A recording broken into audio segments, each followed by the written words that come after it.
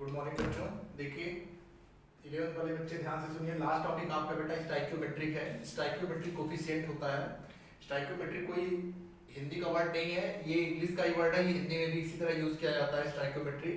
और stoichiometry basically बेटा किसी भी रिएक्शन के पहले उसको बैलेंस करने के लिए, अभी आप लोगों ने 10th में पढ़ा होगा, रासायनिक समीकरण को संतुलित करने वाला। जैसे मैं एग्जांपल आपके सामने दूं, एक H2 गैस, ठीक है, H2 gas plus O2 gas आपस में रिएक्ट करके क्या बना रही है, H2O बना रही है। तो क्या ये रिएक्शन बैलेंस है? बैलेंस नहीं है। यहाँ पे दो हाइड्रोजन दो ऑक्सीजन, यहाँ पे दो, यहाँ पे मैं क्या लिखा, 2 लिखा, और यहाँ पे मैंने 2 लिखा। यानी 2 2 4 और 2 2 4, 2 ऑक्सीजन, बात बैलेंस हो गई। ये जो नंबर मैंने लिखा है, ये जो मैंने नंबर लिखा है 2 2, यही क्या है बेटा, स्टाइकियोमेट्रिक कोफिशिएंट। बात समझ आ गई?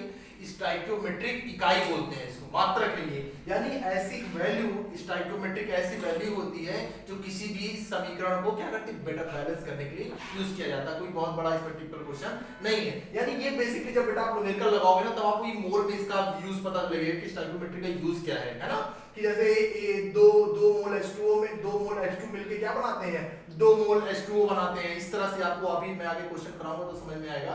तो आप ये समझिए कि स्टाइकियोमेट्रिक जो होता है वो एक नियतांक होता है, एक नंबर होता है, जो किसी भी रासायनिक अभिक्रिया को क्या किया जाता है, संतुलित किया जाता है। ठीक, चलिए अगला टॉपिक आपका मूलानुपाती है। लास्ट टॉपिक है ये भी उस मोल संकल्पना में। देखिए इस तरह क्वेश्चन आपको पूछा जाएगा कि कार्बन में कुछ प्रतिशत दिया रहेगा, हाइड्रोजन में कुछ प्रतिशत और नाइट्रोजन में कुछ प्रतिशत।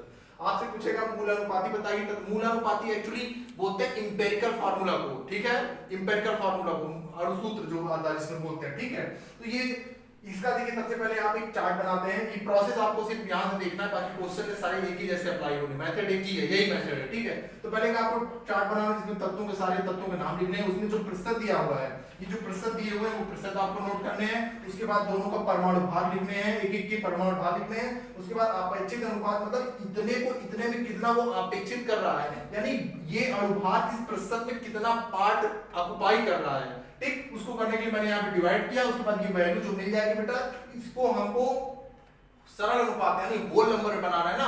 तो किसी नंबर को होल में बनाने के लिए एक ही नंबर को आप इसमें से चूज कर लीजिए, उसी से सबको क्या करिए, डिवाइड कर दीजिए। तो जो नंबर आएगा वो बेटा किसमें आएगा, होल में आएगा। क्योंकि डाल्टन कह रहे थे कि जो अपेक्षित अनुपात होता है वो क्या होना चाहिए, नियत होना चाहिए, सेम होना चाहिए। दशमलव में या इस तरह थोड़ी लिख सकते हैं कि हाइड्रोजन बराबर 15.06, नहीं ना, 1 2 3 4 ऐसे आप लिख सकते हो, पॉइंट में वैल्यू नहीं लिख सकते। मैंने डाल्टन के नियम में ही आपको बताया था कि जो अपेक्षित अनुपात होते हैं वो नियत होने चाहिए, सेम होल पूर्ण संख्या में होनी चाहिए, है ना।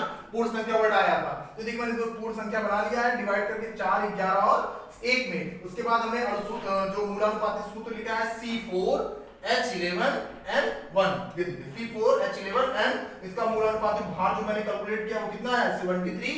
और हमें पता है कि वाष्प दाब माने अणुभार बराबर क्या होता है, 2 गुणे वाष्प दाब, ये सूत्र होता है बेटा। तो वाष्प दाब से हमने वैल्यू रख के कैलकुलेट कर दी, ये वैल्यू आ गई। उसके बाद अणुसूत्र में से हम n नंबर को क्या करते हैं, मल्टीप्लाई कर देते हैं, जो भी हमारा इंपेरिकल फार्मूला बनता है। ठीक, तो ये मेथड है ओवरऑल। इसमें कोई बहुत ज्यादा आपको सोचने विचारने की या कोई टेंशन लेने की जरूरत नहीं है कि क्या करना है। आपको मैक्सिमम चीजें गिवन रहेगी, ये आपको क्वेश्चन में दिया रहेगा, ये आपको पता है। आपको करना क्या है, दो ही चीज फाइंड करनी है। अब गुणा भाग तो करना आना ही चाहिए बेटा। अपेक्षित अनुपात और सरल अनुपात दो ही चीज करना। अपेक्षित में उसके परमाणु भार से उस प्रतिशत को क्या करेंगे, हम भाग दे देंगे, और जो वैल्यू आएगी इसको हम पूर्ण अनुपात बना देंगे। अगर यहीं पे पूर्ण अनुपात आ जाता है तो आपको ये स्टेप करने की जरूरत नहीं है।